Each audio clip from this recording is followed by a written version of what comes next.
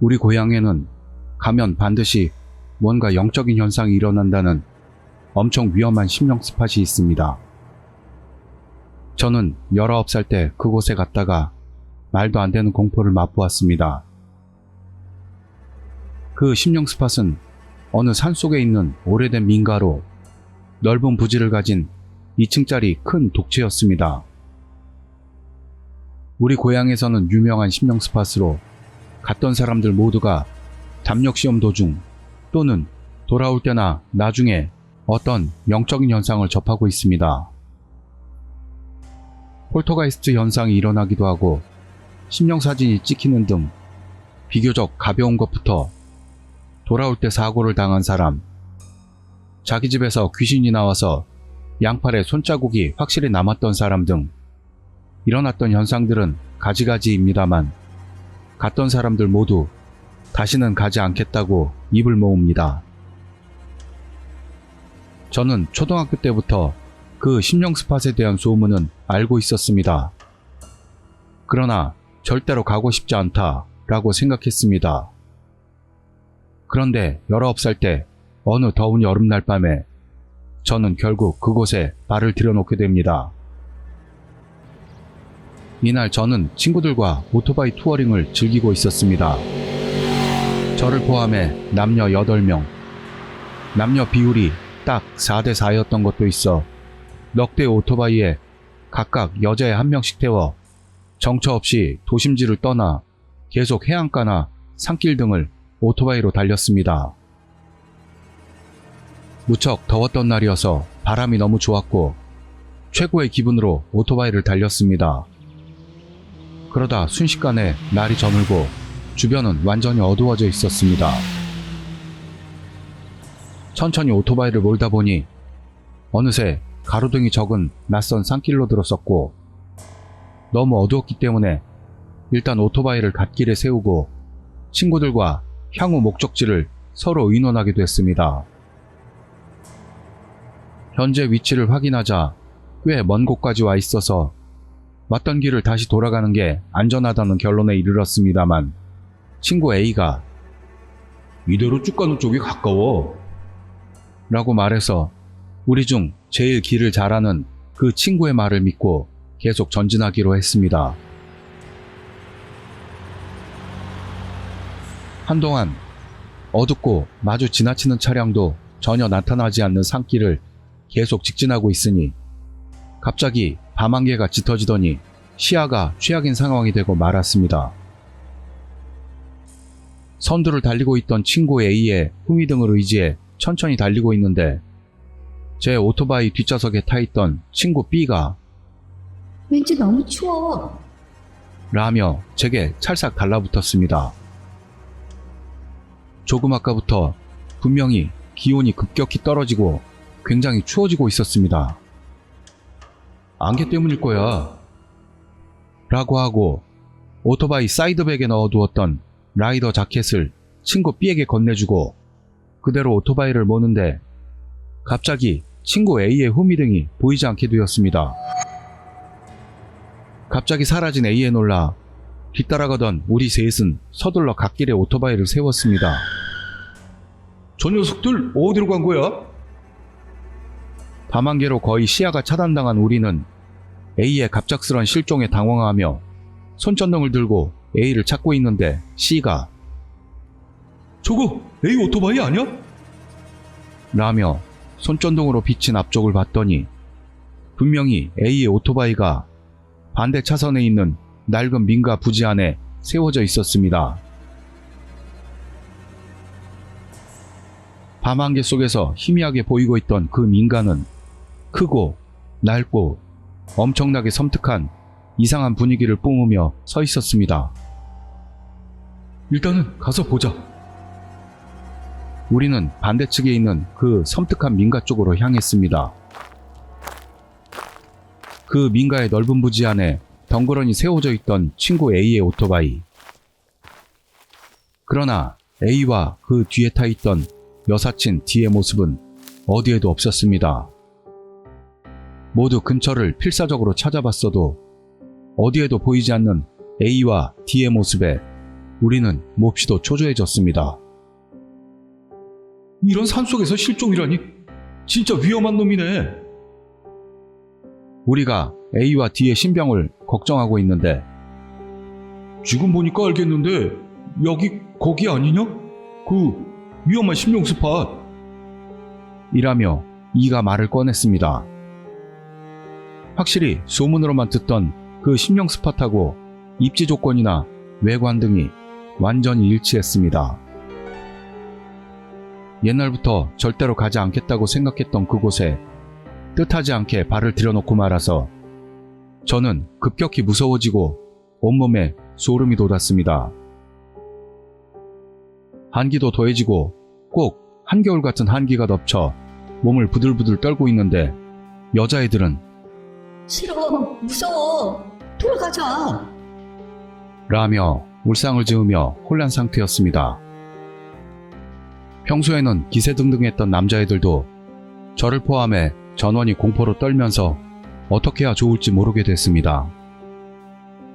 하지만 제일 무서울 사람들은 A와 D일 것이다 라고 생각한 남자애들은 제일 먼저 걱정해야 할 건 사라진 A와 D다 라고 겨우 마음을 고쳐먹고 혼란에 빠진 여자애들을 안정시킨 후 A와 D를 계속해서 찾기로 했습니다. 어깨에 뭔가 내려앉은 듯한 느낌에 휩싸이면서도 넓은 부지를 모두 같이 찾아봤습니다만 역시 어디에서도 찾을 수 없는 A와 D. 밤안개는 어느새인지 걷혀 있었지만 밤의 어둠은 점점 깊어지고 점점 암흑천지가 됩니다. 그런 암흑 속에서 이런 산속 민가에서 자취를 감춘 채 있는 A와 D의 신변을 걱정하니 단숨에 불안이 찾아왔습니다.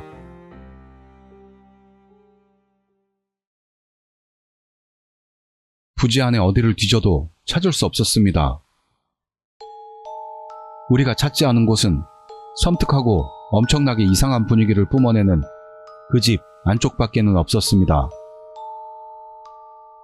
모두 너무 들어가기가 싫어서 마지막까지 들어가지 않고 놔둔 민가의 안으로 결국 발을 들이지 않으면 안 되게 되자 우리는 순식간에 긴장감에 휩싸였습니다.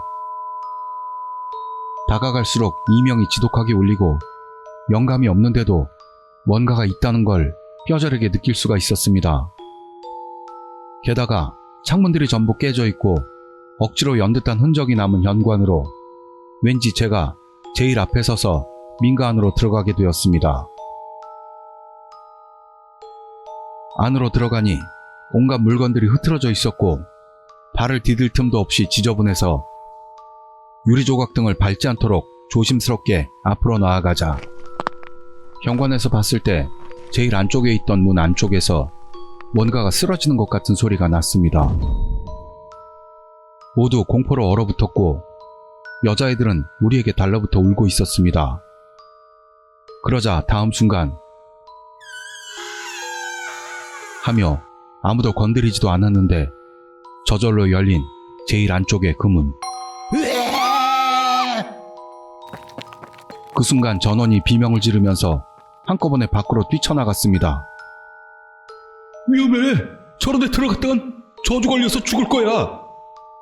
라며 눈물 콧물 범벅으로 호소하는 지. 여자애들은 쭈그리고 앉아서 계속 울고 있었습니다.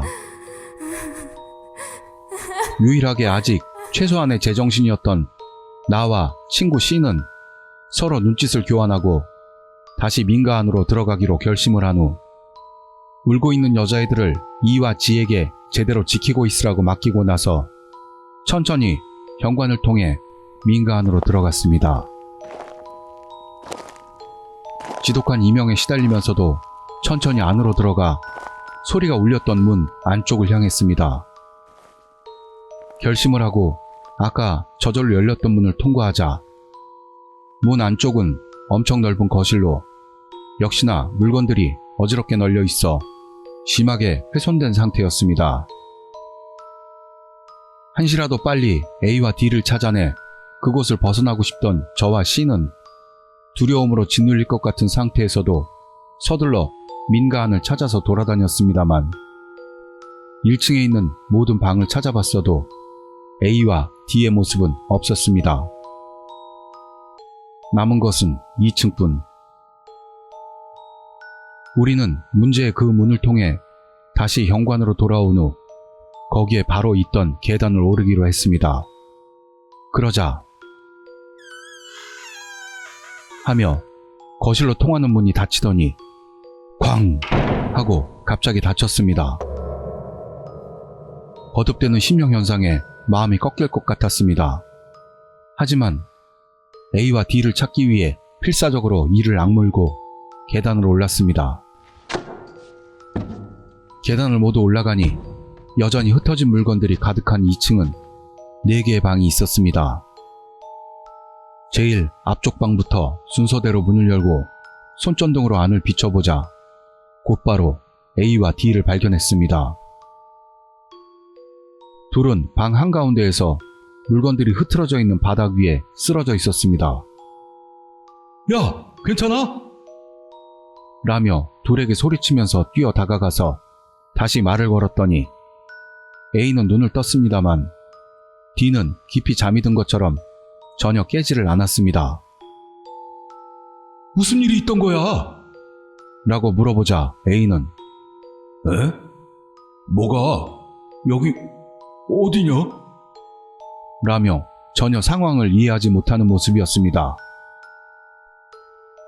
어쨌든 한시라도 빨리 밖으로 나가고 싶던 우리는 제가 D를 업고 C가 A를 부축해 끌면서 허둥지둥 계단을 뛰어내려갔습니다. 그러자 우리가 계단을 다 내려온 것과 거의 동시에 덜컹, 쾅, 우당탕 하는 엄청난 소리가 들린 후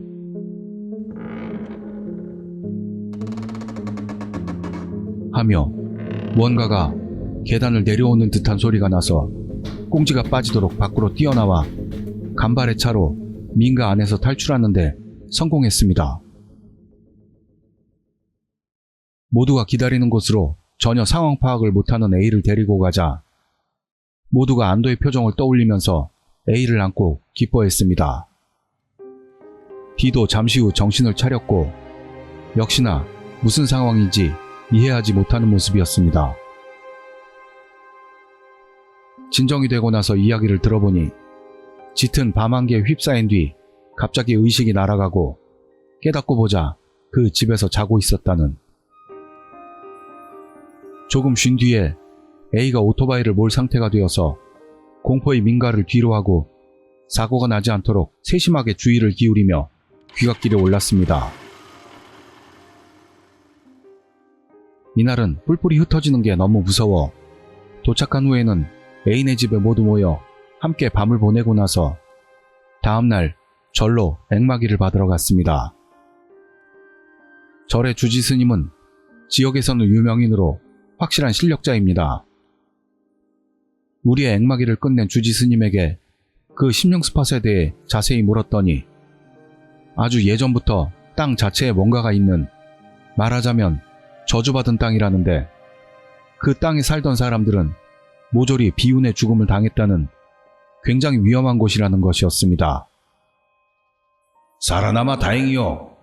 이제 다시는 가서는 안 됩니다. 라고 친절히 말해주는 주지 스님. 우리는 다시는 그 산길에 가지 않기로 굳게 결심했습니다.